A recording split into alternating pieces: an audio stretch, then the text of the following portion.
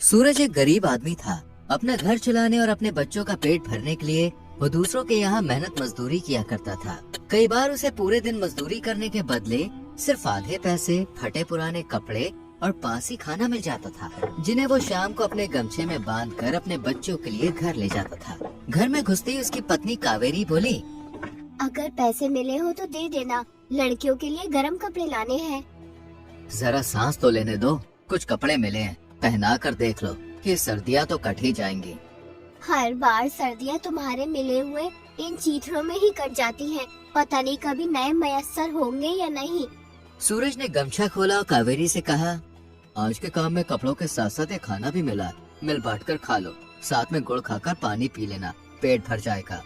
कावेरी ने सूरज से ये भी नहीं पूछा कि तुमने खाना खाया या फिर नहीं, और खाना लेकर अंदर चली गई। ये देखकर सूरज की आंखों में आंसू आ गए।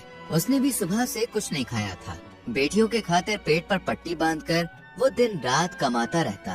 3 बेटियां होने के बाद एक बेटे की चाह थी। अगर बेटा हो जाए तो घर में कमाने वाला और हो जाएगा। कावेरी की सास दया चिल्लाते हुए बोली, अरे ओ कावेरी, ये सूरज कहाँ चला गया? राखी आ रही है, कुछ पैसों का इंतजाम करके रख ले। लड़कियाँ ससुराल से आएंगी तो खाली हाथ जाते हुए अच्छी नहीं लगेंगी। कावेरी को ये सुनकर गुस्सा आया, लेकिन वो गुस्सा पीते हुए बोली, अम्मा जानती तो हो इनकी अकेले की जान को कितने झमेले हैं। इस राखी पर शायद कुछ न हो पाएगा। बहन बेटी को देने से बरकत आती है, लेकिन तुम लोगों के हाथ से तो कुछ छूटता ही नहीं है। कल को जब अपनी 4-4 बेटियां राखी पर आया करेंगी तब पता चलेगा। कावेरी को ये बर्दाश्त न हो सका। वो बोली, अम्मा कहो तो बेटियों के गले में पत्थर बांधकर कुएं में फेंक दूं। उसके बाद ये जो भी कमाएंगे वो आपकी बेटियों को दे देंगे, फिर तो हो जाएगी ना हमारे घर में बरकत। ये तो सोचती नहीं है कि दिन भर गधे की तरह जी तोड़ मेहनत करते हैं, तब जाकर 2 समय का चूल्हा जलता है, और आपको अपनी बेटियों की पड़ी है। बस तुझे तो बोलने का मौका मिलना चाहिए। मना कर दूंगी अपनी बेटियों से, कोई जरूरत नहीं है त्योहार पर आने की। तभी कावेरी की बड़ी बेटी लता स्कूल से रोती हुई आई और बोली, माँ मुझे स्कूल नहीं जाना, मास्टर जी ने मुझे मारा। मास्टर जी ने मारा, लेकिन क्यों? तूने स्कूल का काम पूरा नहीं किया होगा, पूरा दिन खेल में जो ध्यान रहता है। नहीं माँ, काम तो पूरा था, लेकिन मास्टर जी कह रहे थे कि मेरी 2 महीने की फीस जमा नहीं हुई है। हे भगवान, पलक झपकते ही 2 महीने बीत गए और फीस तो इन दोनों की भी बाकी होगी। बोलती हूँ तेरे पिताजी से, कोई न कोई बंदोबस्त तो करना पड़ेगा। शाम को सूरज के आते ही कावेरी ने फीस की बात की। ये सुनकर सूरज परेशान हो गया। वो सोचने लगा कि तीनों बेटियों की फीस मिलाकर 300 रुपए बैठती है, 100 रुपए मजदूरी के मिलते हैं, फिर 300 रुपए कैसे जुटाऊंगा। रात यूं ही फीस की चिंता में गुजर गई। गांव में सर्कस लगा था। लड़कियां जिद करने लगी कि पिताजी आज हमें सर्कस ले चलो, हमें भी सर्कस देखना है। चलो ना, वैसे ही कहीं जाना नहीं होता। सूरज सबके जिद करने पर उन्हें सर्कस ले गया। सर्कस में जाकर बच्चों ने खूब मजे किए। पहली बार सबके चेहरे पर इस तरह की मुस्कान आई थी, लेकिन सूरज तो अब भी बच्चों की फीस की उलझन में ही पड़ा हुआ था। सर्कस में घूमते घूमते देखा कि एक जगह एक लड़ाकू सांड अच्छे सूरमाओं को पटकी दे रहा था। उसे काबू करने वाले को 5000 रुपए का इनाम था। सूरज कावेरी से बोला, सुनो, मैं कोशिश करके देखूं? रहने दो, एक पटकी दे दी तो महीने भर भी सीधे नहीं हो पाओगे। अरे एक बार कोशिश करने में क्या हर्ज है? अगर जीत गया तो बच्चों की फीस चली जाएगी, राखी का त्योहार भी हो जाएगा और तुम्हें भी एक अच्छी सी साड़ी दिलवा दूंगा। कावेरी इतनी सारी कमी पूरी होते देख भला सूरज को कैसे रोकती। सूरज सांड से लड़ने चला गया। सांड को काबू करते समय सूरज के दिमाग में सिर्फ एक ही बात थी कि बस कल किसी भी हालत में बच्चों की फीस जमा करनी है। भगवान ने सूरज की सुन ली और सूरज जीत गया और उसे 5000 रुपए मिल गए। कावेरी, मैं जीत गया, मैं 5000 जीत गया। अब सब कुछ ठीक हो जाएगा। चलो तुम्हें आज एक अच्छी सी साड़ी दिलाता हूँ, फिर हम सब मिलकर गोलगप्पे खाएंगे। सबके सब बहुत खुश थे। इधर दया बैठी हुई सबका इंतजार कर रही थी। उनके घर आते ही दया बोली, आने का समय हो गया तुम्हारा। ये नहीं पता कि मुझे भी भूख लगी होगी। खुद तो चाट पकौड़े खाकर आए होंगे ना, फिर मेरा किसे ख्याल है? क्यों नाराज होती हो अम्मा? बनाती हूँ गरम गरम रोटी। कावेरी दया के लिए रोटी बना ही रही थी कि उसे उल्टियाँ होने लगी। जरूर सर्कस में कुछ उल्टा सीधा खाकर आई होगी, तभी उल्टी हो रही है। सूरज को भी ऐसा लगा, लेकिन बात तो कुछ और थी। कावेरी फिर से माँ बनने वाली थी। तुम ठीक तो हो ना? कैसे कहूँ? मतलब मैं समझा नहीं। कावेरी पेट की तरफ इशारा करके बोली, इस बार फिर से। इस बार तो उम्मीद है ना कि बेटा ही होगा। डरती हूँ कि कहीं इस बार भी बेटी हुई तो। लता 6 साल की हो गई है, अब बच्चा पैदा करना क्या शोभा देगा?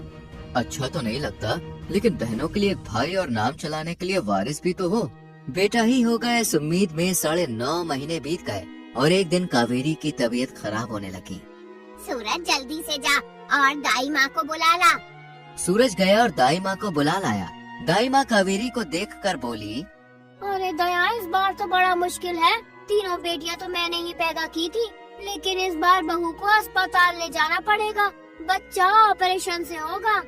ऑपरेशन का नाम सुनते ही सूरज के होश उड़ गए, लेकिन कावेरी की जान पर बनी थी, इसलिए अस्पताल जाना जरूरी था। सूरज ने पड़ोस से रिक्शा लिया और कावेरी को सरकारी अस्पताल ले पहुंचा। डॉक्टर साहब, मेरी बीवी बड़ी तकलीफ में है, जल्दी से कुछ करो। डॉक्टर चेक करते हुए बोले, देख, बच्चे की धड़कन कम होती जा रही है, लेकिन हमारे अस्पताल में बच्चे को रखने के लिए मशीन नहीं है, इसलिए तुम इन्हें प्राइवेट अस्पताल में ले जाओ। एकदम से इतना संकट आएगा सूरज ने कभी सोचा भी नहीं था। कावेरी की आंखों से आंसू बहने लगे। तुम चिंता मत करो, हम प्राइवेट अस्पताल चलेंगे, मैं तुम्हें कुछ नहीं होने दूंगा। लेकिन प्राइवेट अस्पताल में जाने के लिए बहुत सारे पैसे चाहिए थे, इसलिए वो कावेरी को अस्पताल में भर्ती करके गांव में जमींदार के पास पहुंचा। बाबूजी, कुछ पैसे उधार मिल जाते तो बहुत मेहरबानी होगी। बीवी पेट से अस्पताल में जिंदगी और मौत से लड़ रही है। कितने चाहिए सूरज? 10,000 चाहिए, मैं आपकी पाई पाई चुका दूंगा। तुम्हारे पिता हमारे बहुत अच्छे मित्र थे, इसलिए दे देता हूँ, लेकिन 2 महीने बाद मुझे मेरा पैसा वापस मिलना चाहिए। आपकी बहुत बहुत मेहरबानी। पैसा लेकर वो दौड़ता हुआ अस्पताल पहुंचा। कुछ देर के बाद, बेटा हुआ है, लेकिन अभी स्थिति नाजुक है, इसलिए मशीन में रखा गया है। जैसे ही खतरे से बाहर आएगा हम दिखा देंगे। आधी अधूरी सही, लेकिन बेटा पैदा होने की खुशी में सूरज खुशी से रो पड़ा। चाह कर भी अपने आंसुओं को वो रोक नहीं पाया, और रोकता भी कैसे। उसकी मनचाही मुराद जो पूरी हुई थी। 3 दिन नर्सरी में रहने के बाद बच्चा उन्हें सौंप दिया गया। अब माँ और बेटा दोनों ठीक थे। अस्पताल में 7,000 रुपए खर्च हुए। घर आने के बाद कावेरी बोली, बहुत पैसा खर्च हो गया, सर पर कर्जा रखा गया, सो अलग। तो क्या हुआ, बेटा भी तो हुआ है, मैं हूँ ना। अब कोई दूसरा काम देखूंगा और ये सारा कर्जा उतार दूंगा। कितने पैसे बचे हैं? 3,000। उनकी बातें सुनकर दया बोली, अरे सुन सूरज, तेरी बहनें भी भतीजे होने की खुशी में रेशमी साड़ी मांग रही हैं, और गांव में लड्डू भी तो बंटवाने हैं। ठीक है अम्मा, मैंने तो सोचा था कि पहले थोड़ा कर्ज उतार दूं। जिंदगी में कर्जा पानी तो लगे ही रहते हैं, पहले जो मैंने कहा है वो कर। 2-4 दिन अपने बेटे के साथ तो ऐसे ही बीत गए। उसके बाद सूरज ने सोचा, इससे अच्छा तो रिक्शा चलाना शुरू कर दूं। अभी 3,000 बाकी है, उसमें एक अच्छा रिक्शा आ जाएगा। बाकी तीज त्योहार सब बात में। सूरज ने रिक्शा खरीद लिया और फिर रिक्शा चलाने लगा। रिक्शे से उसकी आमदनी तो ठीक होने लगी, मगर बचत के नाम पर उसे 1 रुपया भी नहीं बचता था। इसी तरह जमींदार के पैसों को 4-5 महीने बीत गए। एक दिन जमींदार घर पर आकर बोला, सूरज, लगता है तुम तो पैसा लेकर भूल गए हो, बताओ कब दोगे पैसे? बस बाबूजी, कुछ दिन और, फिर मैं आपके सारे पैसे दे दूंगा। अभी चाह कर भी पैसे इकट्ठा नहीं हो पा रहा है। सर्दी शुरू हो गई है, सोच रहा हूँ इस बार 2 रजाई खरीद लूँ। बस 1 महीने की मोहलत और दे दो, दोबारा कहने का मौका नहीं दूंगा मैं।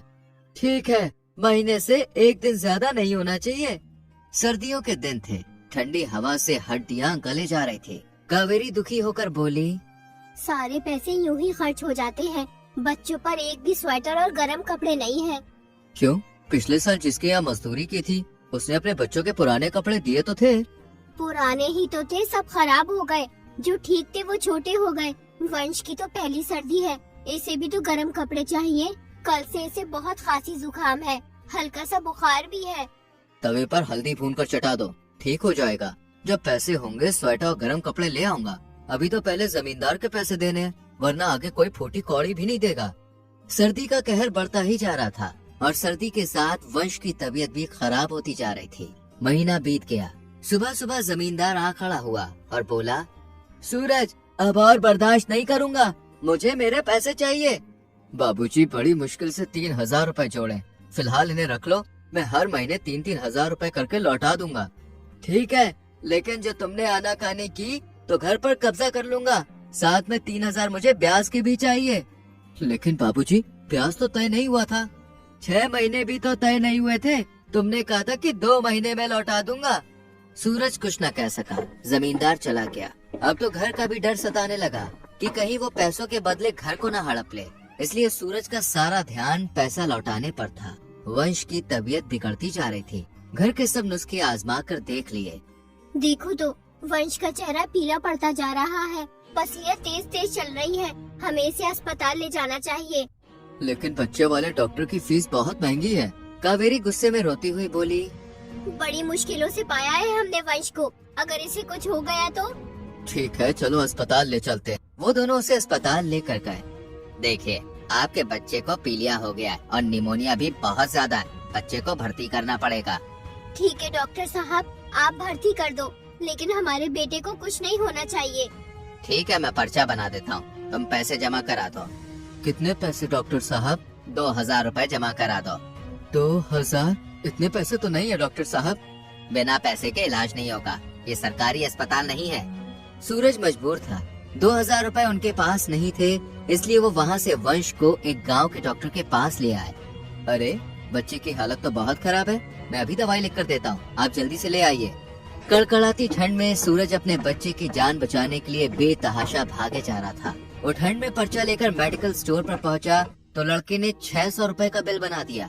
लेकिन सूरज के पास तो आज एक भी पैसा नहीं था। 3,000 रुपए जो थे वो उसने जमींदार को दे दिए। वो स्टोर वाले से बोला, भैया तुम दवाई निकाल कर रखो, मेरी जेब में पैसे कम है, मैं अभी पैसे लेकर आता हूँ। सूरज की जमींदार के पास जाने की हिम्मत नहीं थी। वो अपने सभी जानने वालों के पास गया, लेकिन उसे कहीं से भी पैसे नहीं मिले। उसने सभी पड़ोसियों से पैसे मांगे, लेकिन किसी ने भी नहीं दिए। हार कर वो जमींदार के पास गया। पिछला उधार तो चुकाया नहीं और फिर से आ गया उधार मांगने, भाग यहाँ से। सूरज रोता हुआ वापस डॉक्टर के पास गया और बोला, डॉक्टर साहब मेरे पास पैसे नहीं है, आप कुछ भी करके मेरे बच्चे को बचा लो। भाई मैं समाज की सेवा के लिए नहीं बैठा हूँ, 4 पैसे कमाता हूँ तभी मेरे घर का चूल्हा चलता है। फिलहाल रात भर के लिए दवाई दे देता हूँ, कल शहर जाकर सरकारी अस्पताल में जाके भर्ती करा देना। आज सूरज से ज्यादा मजबूर दुनिया में कोई नहीं था। अगर उसके पास ठंड से बचाव के लिए कपड़े होते तो आज उसका बेटा बीमार नहीं होता। कयामत की रात थी, आज तो सबसे ज्यादा ठंड थी। वंश ठंड के मारे थर थर कांप रहा था। कावेरी ने उसे एक फटी सी पुरानी रजाई से ढका हुआ था। अचानक से उसकी कपकपाहट बंद हो गई। कावेरी को लगा कि अब उसे नींद आ गई है, लेकिन किसे पता था कि वो हमेशा के लिए सो गया है। सुबह जब कावेरी की आंखें खुली तो देखा कि वंश की आंखें फटी हुई थी। जैसे ही कावेरी ने उसका चेहरा हिलाकर देखा तो उसकी गर्दन लुढ़क गई। कावेरी की चीख निकल गई। वंश! कावेरी की चीख सुनकर सूरज दौड़ता हुआ आया और वंश को देखकर रो पड़ा। सिर्फ 600 रुपए के कारण एक जीवन खत्म हो गया। ठंड और गरीबी के कारण सूरज अपने बेटे का जीवन नहीं बचा सका। कुछ दिन रो रो कर मातम में गुजर गए। एक दिन, सुनते हो? हाँ कहो। चलो ये घर बेचकर शहर चलते हैं, जो कुछ पैसा आएगा उससे वही कोई अपना रोजगार खोलेंगे। मैं भी कोई काम कर लूंगी, कम से कम जिंदा तो रहेंगे। इस तरह तो पैसे के अभाव में एक एक करके हम सब मारे जाएंगे। सूरज अपने आंसुओं को पोंछता हुआ बोला, ठीक कहा तुमने। सर पर अपनी ना सही किराए की छत तो होगी, शरीर पर ठंड से बचने के लिए गर्म कपड़े तो होंगे। फिर 2-4 दिन बाद वो लोग अपना घर जमींदार को बेचकर शहर चले गए। बहुत पुराने समय की बात है। एक गांव में एक कुशल लोहार रहता था। उसके हाथ हर ऐसी वस्तु को बनाने में सक्षम थे जिसकी कल्पना कोई नहीं कर सकता था। मगर उस गांव के लोग बहुत गरीब थे, जिसकी वजह से लोहार को इतना काम नहीं मिल पाता था। वह स्वयं तो हर तरह की मुसीबत झेलने को तैयार था, पर अपनी पत्नी, जिसका नाम रूपवती था, जो कि बहुत सुंदर थी, जैसी 100 वर्ष में एक बार पैदा होती है। अचानक लोहार के दिमाग में कमाई करने के लिए राजधानी जाने का विचार आया, जहाँ शायद धनी लोगों को उसकी बनाई चीजों की जरूरत हो सकती थी। अपनी पत्नी से विदा लेते हुए उसने कहा, सुनो रूपवती, मैं 3 वर्ष के लिए प्रदेश जा रहा हूँ। क्या फिर मुलाकात होने तक तुम मुझे याद रखोगी? मेरे साथ विश्वासघात तो नहीं करोगी? रूपवती एक नीला फूल अपने पति को देते हुए बोली, प्रिय, यह फूल लो और इसे संभाल कर रखो। मैं पतिव्रता धर्म का पालन हमेशा करती रहूंगी, तुम कहीं भी क्यों न रहो। कैसे भी यात्रा पर क्यों न गए हो, इतना याद रखो, जब तक ये फूल नहीं मुरझाएगा तुम्हारे प्रति मेरा प्रेम भी नहीं मुरझाएगा। लोहार अपनी पत्नी की बातों पर भरोसा करके घर से निकल गया। रास्ते में चलते चलते उसे एक चाय की दुकान दिखाई दी। वहाँ अनेक ग्राहकों के बीच उसे 3 ठाटदार कपड़े पहने आदमी नजर आए, जो कुछ खा पी नहीं रहे थे, मौन खड़े हुए थे, मानो उन्हें कोई दुख सता रहा हो। लोहार को देखकर वे इस तरह से घूरने लगे कि वो परेशान हो उठा। अरे भाइयों, आप मुझे ऐसे क्यों देख रहे हो? मैं गरीब जरूर हूँ, मगर ईमानदार आदमी हूँ। इस राजधानी में दूर दराज के गांव से काम ढूंढने आया हूँ। मैं कुशल लोहार हूँ, और जो मुझे काम सौंपेगा वो याद रखेगा कि उसका वास्ता मुझसे पड़ा है। तीनों पुरुषों ने एक दूसरे की तरफ देखा और उनमें से सबसे बड़े ने लोहार से कहा, अरे भाई, हमारी एक एक बात ध्यान से सुनो। हम तीनों राजा सूर्य देव के वजीर हैं, जिसकी खबर इस चाय वाले को भी नहीं है और होनी भी नहीं चाहिए।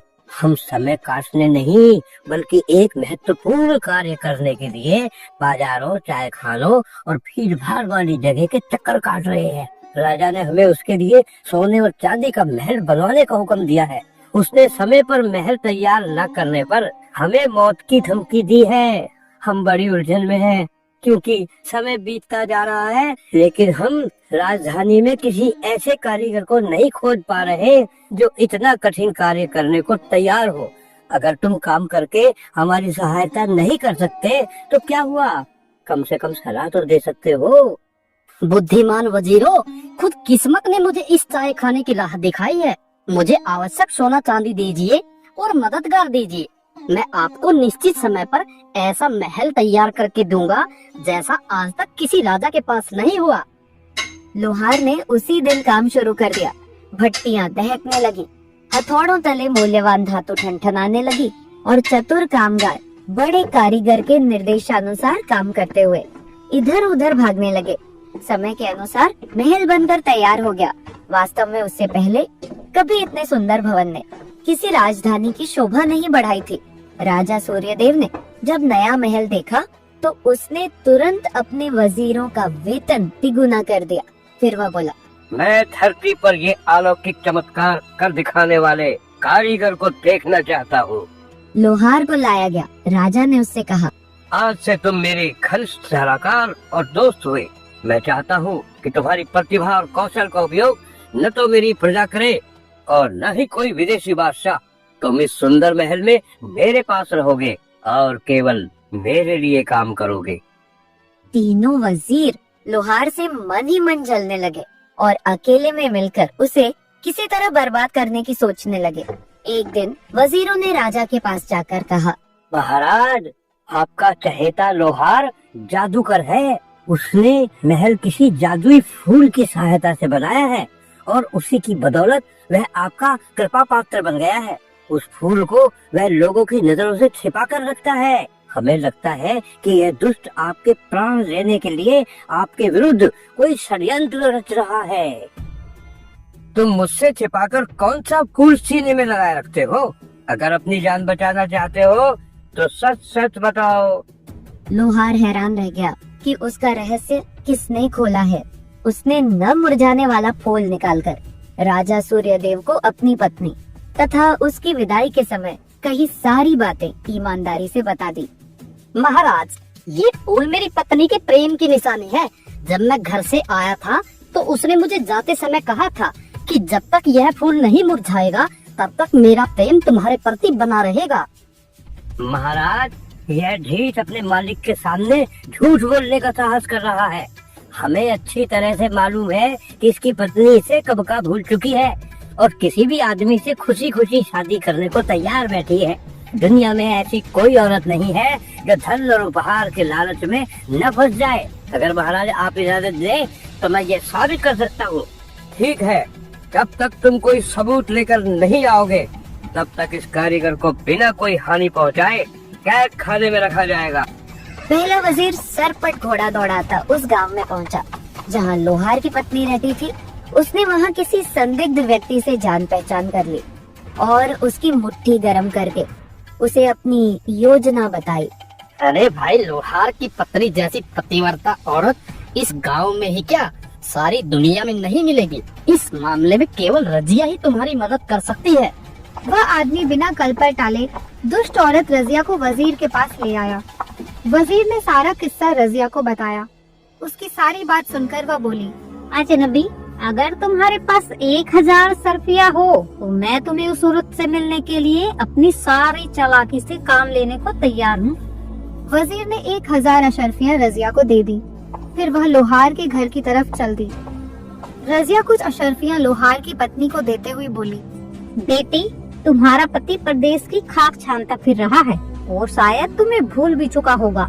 ये रकम तुम्हारे छोटे मोटे खर्चों के लिए एक ऐसे भले आदमी ने तुम्हें भिजवाई है जो तुम्हें बहुत प्यार करता है। वह नामी और धनी है और अगर तुम उसे जरा प्रेम से पेश आओ तो वह तुम्हें सोने में पीली कर देगा और सुखी बना देगा। मौसी, उस आदमी को मेरे पास ले आओ। मैं अपना दरवाजा खुला रखूंगी। उसे रास्ता दिखाकर खुद घर चले जाना। मैं उसका वैसे ही स्वागत करूंगी जिसके वह योग्य होगा। रजिया वजीर के पास जाकर बोली, लोहार की बीबी ने रकम रख ली और वह हर बात के लिए तैयार है। आज की शाम तुम उसके साथ बिताओगे। वजीर अपनी सफलता पर बहुत खुश हुआ। जब अंधेरा हुआ तो वजीर लोहार के घर पहुंचा। रूपवती ने मुस्कान और हंसी मजाक के साथ अतिथि का स्वागत किया। उसे चूल्हे के आगे बिठाया और उसके सामने खाना परोस दिया। किंतु वजीर ने पुलकित होकर खाने की तरफ हाथ बढ़ाया ही था कि जोर से दरवाजे खटखटाने की आवाज आई। वजीर ने घबरा कर पूछा, यह क्या हुआ? लोहार की पत्नी को खटखटाहट का कारण भली भांति मालूम था।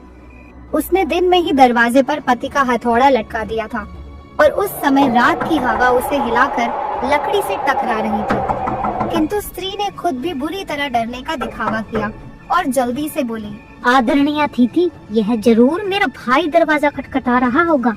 वह ज्यादा देर नहीं रुकेगा। तुम कृपया करके 1 मिनट के लिए पास वाले कमरे में छिप जाओ। वजीर ने दहली लांघी ही थी कि स्त्री ने उसे पीछे से धक्का दे दिया और वह सिर के बल अंधेरे गड्ढे में गिर गया। उसी समय शाही महल बंद लोहार ने नीले फूल को निकाल कर देखा। फूल ताजा और खुशबूदार था, वैसा ही जैसा कि रूपवती ने बिछड़ने के दिन दिया था। अगले दिन लोहार की पत्नी ने गड्ढे में भेड़ के ऊन का ढेर डाल दिया और अपने कैदी को उसे धुनने का आदेश दिया।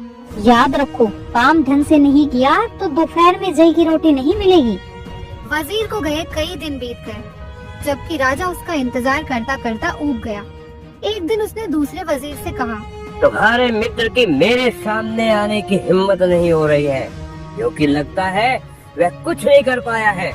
अगर तुम लोगों ने कारीगर की झूठी शिकायत की तो तुम्हारी खैर नहीं। महाराज, हमने आपको बिल्कुल सच बात बताई है। अगर आप हुक्म दे तो मैं इसे साबित कर सकता हूँ। ठीक है, लेकिन जल्दी लौटना। कुछ समय बीतने पर दूसरे वजीर के साथ भी वैसा ही हुआ जैसा कि पहले वजीर के साथ हुआ था। व्यर्थ धन खर्च करके वह भी गड्ढे में पहुंच गया। गड्ढे में उसकी दृष्टि भेड़ का ऊन धुन रहे आदमी पर पड़ी। तुम कौन हो? तब वे एक दूसरे को पहचान गए और एक दूसरे को दोषी ठहराते हुए आपस में झगड़ने लगे। लोहार ने नीला फूल निकालकर देखा, वह ताजा और सुगंधित था। राजा सूर्यदेव ने इस बीच दूसरे वजीर के लौटने की प्रतीक्षा किए बिना तीसरे वजीर को लोहार की पत्नी के पास जाने को कहा। अगर तुम 3 सप्ताह में मेरे सामने हाजिर नहीं हुए तो तुम और वे दोनों नीच फांसी के फंदे से बच नहीं सकोगे। तीसरा वजीर राजा का आदेश पाकर सफर पर निकल पड़ा और शीघ्र ही वह भी बिना कोई सफलता हासिल किए गड्ढे में अपने मित्रों से जा मिला। तीनों एक दूसरे को दोषी ठहराने लगे। उधर एक दिन राजा ने लोहार को अपने सामने पेश करने का हुक्म दिया। मेरे तीनों वजीरों को तुम्हारी पत्नी के पास गए हुए काफी अर्सा बीत गया, पर अभी तक वे लौट कर नहीं आए हैं। मुझे संदेह है कि तुम्हारी पत्नी ने उन्हें अपने जादू से मार डाला है। अगर ऐसा है तो मैं तुम्हारा और तुम्हारी पत्नी का भी सिर कटवा दूंगा। लेकिन अगर वजीरों ने तुम पर झूठा लांछन लगाया है तो उन्हें इससे भी कड़ी सजा मिलेगी। मैं खुद तुम्हारे घर जा रहा हूँ और हाँ, तुम्हें भी मेरे साथ चलना होगा। कुछ समय बाद राजा सूर्यदेव अपने सैनिकों के साथ लोहार के गांव की तरफ चल दिए और लोहार राजा को अपने घर में ले आया। राजा ने रूपवती से पूछा, ऐ स्त्री, क्या तुम्हारे पति की गैरहाजिरी में तुम्हारे पास मेरे 3 वजीर आए थे? आपकी उम्र दराज हो गई महाराज। वजीरों की जगह तो अपने राजा के दरबार में होती है। वे गरीब और अकेली स्त्री के घर में क्यों आएंगे? राजा चुप हो गया और अपनी व्याकुलता छिपाने के लिए कालीन को ध्यान से देखने लगा। तुम्हारे पास ये इतना बढ़िया कालीन कहाँ से आया? जहाँ पना यह कालीन मेरी नौकरानियों ने बुना है। नौकरानियों ने?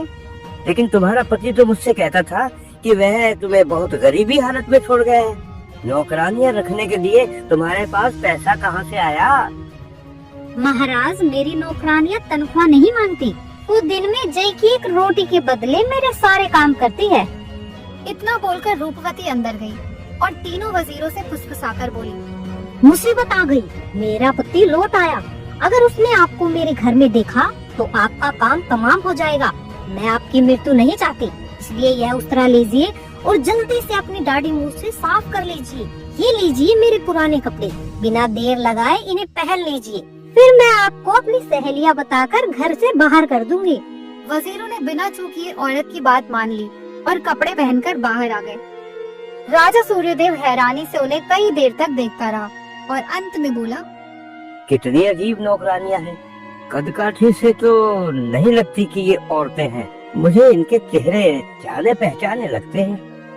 महाराज, यही है वो जिन्होंने आपसे मेरी झूठी शिकायत की और मेरी पतिव्रता पत्नी पर लांछन लगाया। महाराज महाराज, हमें माफ कर दीजिए, हमसे बहुत बड़ी भूल हुई है। राजा सूर्यदेव आरंभ में उनकी बात गुस्से में सुनता रहा, पर जब वे लोहार के घर में हुई अपनी दुर्गति के बारे में बताने लगे तो राजा सूर्यदेव के हंसते हंसते आंसू आ गए। अरसे से मैं इतना दिल खोलकर कभी नहीं हंसा। आज से ये तीनों मूर्ख जिन्हें इस स्त्री ने धोखा दिया और जिन्हें पहले मैं अपने वजीर कहता था, मेरे यहाँ मामूली नौकरों का काम करेंगे। इनसे मैं पूरे महल की साफ सफाई करवाऊंगा और तुम मेरे कुशल कारीगर रहोगे। अपनी पतिव्रता बीवी को लेकर एक सम्मानित अतिथि के रूप में मेरे साथ राजधानी चलोगे। मैं तुम्हारी सेवा और योग्यता के अनुसार तुम्हें बहुत से पुरस्कार दूंगा।